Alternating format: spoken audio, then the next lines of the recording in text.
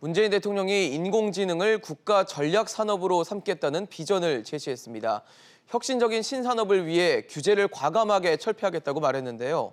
그런데 공교롭게도 같은 날 승차 공유 서비스 소카의 이재용 대표가 불구속 기소됐습니다. 산업계 소식 윤성훈 기자와 짚어보겠습니다. 윤 기자, 문재인 대통령이 인공지능을 국가 전략 산업으로 삼겠다라고 의지를 밝혔죠? 네, 그렇습니다. 문 대통령은 어제 서울 삼성동 코엑스에서 열린 국내 최대 규모의 인공지능 컨퍼런스에서 인공지능을 차세대 핵심 산업으로 삼겠다고 밝혔습니다. 네.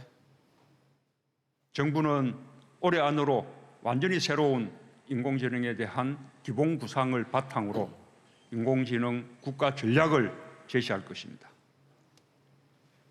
인공지능 산업을 발전시켜 시스템 반도체와 바이오 헬스, 미래차 등 3대 신산업을 뒷받침하겠다는 겁니다.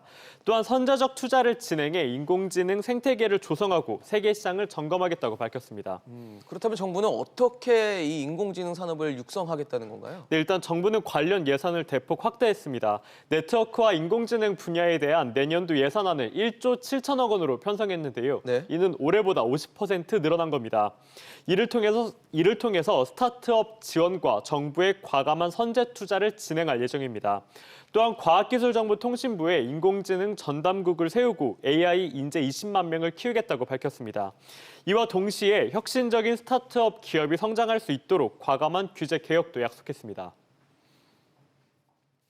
개발자들이 상상력을 마음껏 실현해 나갈 수 있도록 포괄적 네거티브 규제로 전환하고 네, 말씀하신 것처럼 문재인 대통령이 직접 나서서 혁신적인 산업 개발하고 규제 풀겠다라고 했는데 참 공교롭습니다. 택시업계와 갈등을 빚어왔던 승합차 호출 서비스인 이 타다가 재판에 넘겨졌네요. 네, 그렇습니다. 타다는 차량 공유 서비스 업체로 운전자와 승합차를 대여해 주는데요. 네.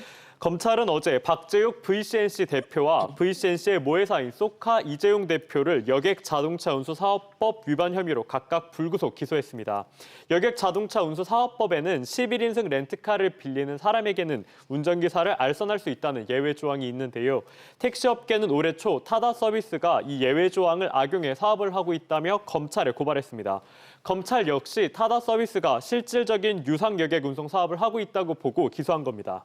기소당한 이재용 대표도 검찰을 비판하는 목소리를 냈죠. 네, 그렇습니다. 이재용 대표는 SNS를 통해 대통령이 포괄적 네거티브 제도로 전환하고 규제의 벽을 허물어 인공지능 기술을 가장 빠르게 발전시키겠다고 발표한 날 검찰이 기소를 결정했다고 밝혔습니다.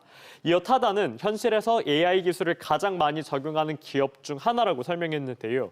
규제를 개혁하겠다는 정부의 공언과 달리 규제는 여전히 남아있다는 점을 우회적으로 비판한 겁니다. VCNC도 입장문을 내고 국민 편의와 새로운 기술 발전에 따라 세상이 변하고 있다며 법원의 새로운 판단을 기대한다는 입장을 밝혔습니다.